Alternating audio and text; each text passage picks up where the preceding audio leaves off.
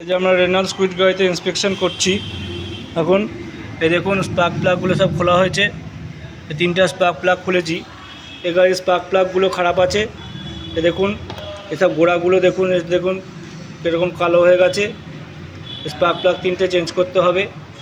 এর সাথে আপনার এ দেখুন ইঞ্জিন অয়েলটা দেখুন, ইঞ্জিন অয়েলটা কিন্তু অনেক কালো হয়ে গেছে। এর একটা ইঞ্জিন ফ্লাশিংয়ের প্রয়োজন আছে, ইঞ্জিন ফ্লাশিং করতে হবে। দেখো এই একটা ইঞ্জিন ফ্লাশিং দিয়ে তারপর ইঞ্জিন অয়েলটা চেঞ্জ করতে হবে। আর কুলেনটাও এর জলের মতন পাতলা হয়ে গেছে। এর একটা রেডিয়েটার ফ্লাশিং দিলে খুব ভালো হয়। রেডিয়েটার ফ্লাশিং দিয়ে কুলেনটা চেঞ্জ করে দিলে, এয়ার ফিল্টার তো চেঞ্জ হচ্ছেই। আমরা এসি ফিল্টারটা খুলেছি। এ দেখো এসি ফিল্টারটা খারাপ হয়ে গেছে। এই এসি ফিল্টারটা চেঞ্জ করতে হবে। এই যে আমরা এখান থেকে এসি ফিল্টার খুলেছি। এবার আমি ব্রেকের দিকে যাচ্ছি। দেখো ব্রেকটা খুলেছি আমরা। এর ব্রেকে কিন্তু ডিস্কটা টার্ন করলে ভালো হয়, কিন্তু কাস্টমারের আজকেই গাড়ির প্রয়োজন।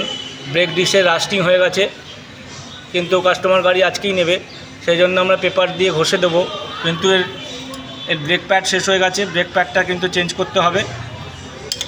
এর সাসপেনশান ঠিক আছে, সাসপেনশান সব ঠিকই আছে মোটামুটি। এবার পেছনের ব্রেকে যাচ্ছি। পেছনের ব্রেকে শ্যুটা ঠিক আছে। এ দেখো শ্যু ঠিক আছে, শ্যুটা ঘষে দিলে চলে যাবে। কিন্তু এর হুইল সিলিন্ডার লিকেজ আছে। দেখো হুইল সিলিন্ডারে তেল বেরিয়ে গেছে, হুইল সিলিন্ডার লিক হচ্ছে। তো হুইল সিলিন্ডার দুটো চেঞ্জ করতে হবে। আর এর ড্রামে কিন্তু দাগ আছে, দেখতে পাচ্ছ ড্রামে দাগ আছে। ড্রামটাও টার্নিংয়ের প্রয়োজন ছিল, কিন্তু কাস্টমারকে গাড়ি নেবে বলে আমরা করতে পারবো না। এই জন্য ড্রামটাকে আমরা পেপার দিয়ে ঘষে দেবো, ঘষে লাগিয়ে দেবো।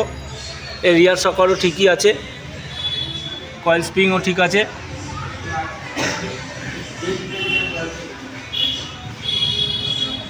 গাড়িতে ডেন্ট পেন্টের ইস্যু আছে, কিন্তু কাস্টমার আজকে গাড়ি নেবে বলে এগুলো করা যাবে না।